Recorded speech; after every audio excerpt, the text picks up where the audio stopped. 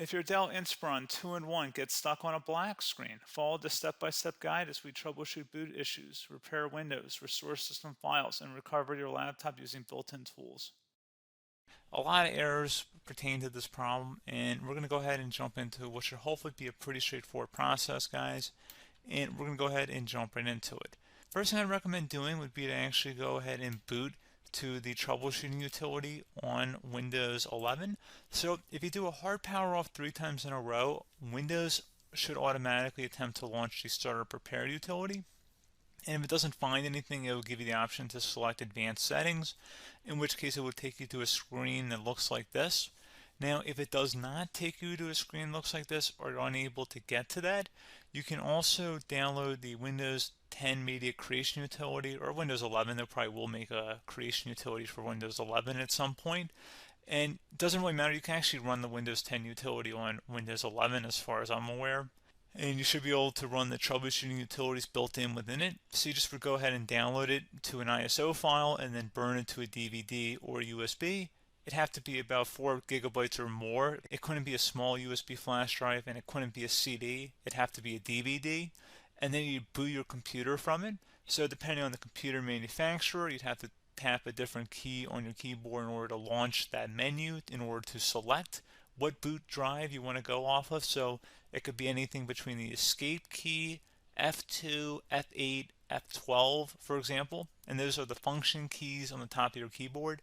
So you may have to just do a little bit of trial and error. Shouldn't take you more than a couple minutes. Googling it would probably be best before you even begin. But anyway, we're ready to go ahead and jump right into it. So we're on the choose an option page. So these will look very similar whether you're booting from it directly within Windows itself, or if you're plugged in a USB flash drive with the media creation utility installed and you selected the recovery option. So when you are setting up your Windows 11 installation or Windows 10, depending on the drive you're using, there should be an option to repair your computer in the bottom left corner of the dialog window, one of the first screens that comes up. You go ahead and select that, and then it would take you to a troubleshooting screen like you see here. And you want to go ahead and select troubleshoot, reset your PC, or see advanced options. And then there are going to be a whole bunch of options in here that we're going to explore in today's video. The first one, we're going to actually go underneath advanced options, and then select startup prepare, fix problems that keep Windows from loading. So go ahead and select that first.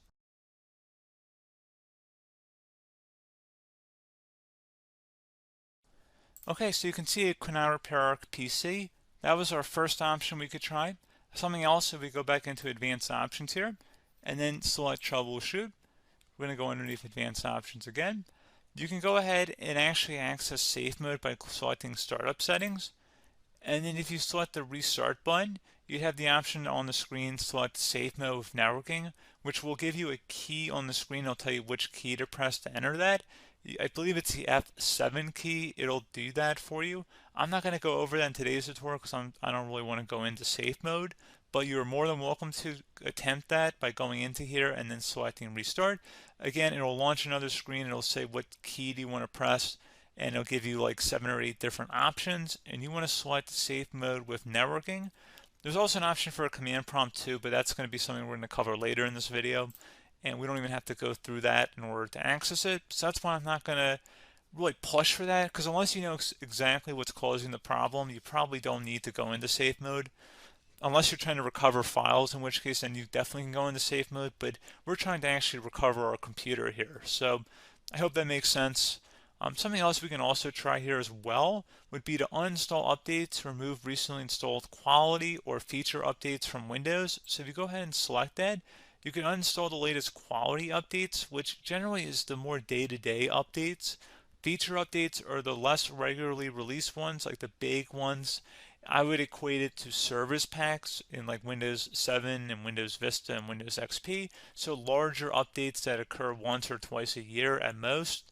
And the quality updates are more just a regular update. So probably obviously depend, it'll take longer if you're going to try and uninstall the latest feature update versus quality update. And maybe you don't need to go back that far. So just giving you guys a couple pointers with that. Something else you can also look at here, and we're going to jump into the command prompt in a little bit, but you can select System Restore, which will use a restore point recorded on your PC to restore Windows. And this is something I would highly recommend here, guys. So select next. Assuming you have a restore point saved on your computer, you go ahead and select the most recently created one, and you'll select next, and then you'll select the drive. You shouldn't actually have to select the drive. You can scan for affected programs, but we're going to keep it all default here, and then we're going to select finish. So once started, system restore cannot be interrupted. Do you want to continue? I think we're going to select yes. I don't think we have anything better to do on our computer right now, so just give it a moment here to initialize. It will take a couple minutes to run, obviously depending on how large your hard drive is and how much is saved on the system restore point. So just give it a couple minutes here.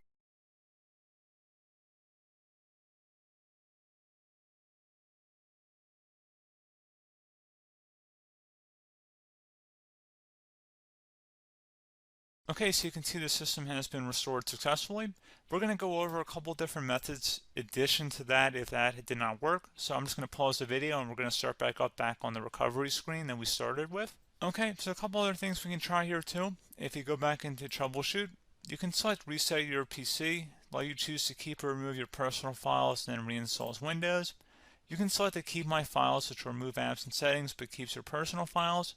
You can also select remove everything, which will remove all of your personal files, apps, and settings. So this is more of a factory reset, the second option here. First option, it should not delete all of your personal files. However, it will pretty much clear most of your programs. And keep in mind, there's no guarantee that your information, number one, is even still available and easily recoverable on your computer to the point that you actually would be able to recover anything. And the second point is that there's always a chance that it won't actually recover and it will just do a factory reset anyway.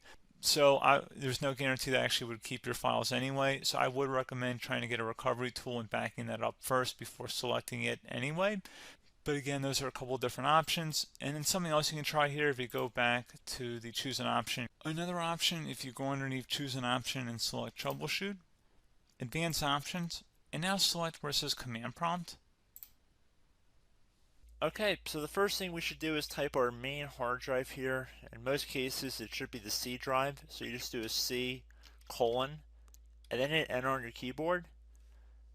So once you're underneath the C drive, we're going to type in dir and then hit enter on your keyboard. It should have program files, users, and Windows all in there. That's how you know you're in the right directory.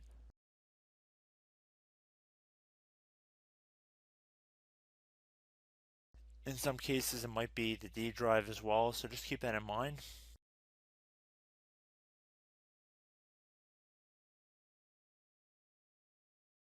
Next thing we're going to do is type in cd space / Windows / system 32 / config, and then you're going to hit enter on your keyboard.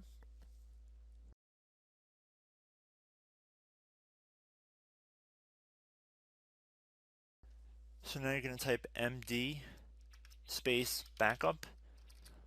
If you've seen other tutorials, it might also say to put down md backup. That's because the backup name is pretty common when you want to back something up. So you can name this whatever you want, doesn't have to be backup.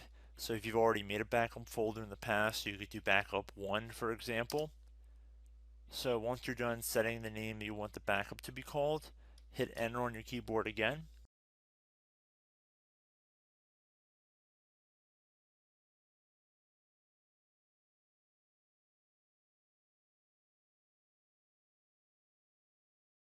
At this point you want to type copy, C-O-P-Y, space, then you want to do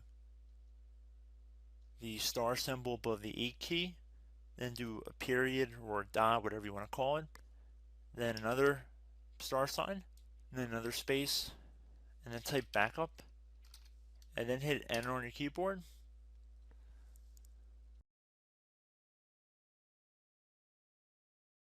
Now you want to type cd reg back, REGBACK, and then hit enter on your keyboard. So now that we are under the reg back, so now you want to type dir again, and then hit enter.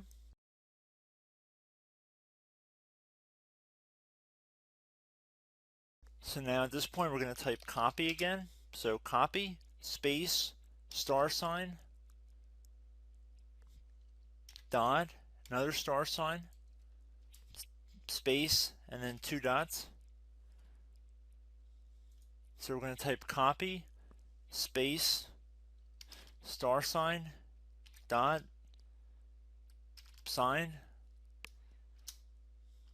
star sign, dot, dot, and then hit enter on your keyboard again. So for overwrite, you want to overwrite all.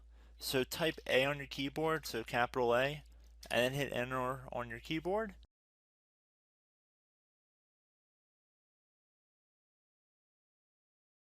So at this point, you should be good to go. You can close out of the command prompt window, and if you accidentally continue to Windows 10, you should be all set. So I hope one of these 3 or 4 different methods we went through in this tutorial helped you guys out. Again, I'm not sure if you guys heard me earlier, but try to go back into your safe mode if possible and uninstall any programs you know might be conflicting with the Windows startup if you can get into safe mode. So just keep that in mind. Something very simple like that could be blocking up everything. So again, I hope this tutorial helped you guys out, and I will catch you in the next tutorial. Goodbye.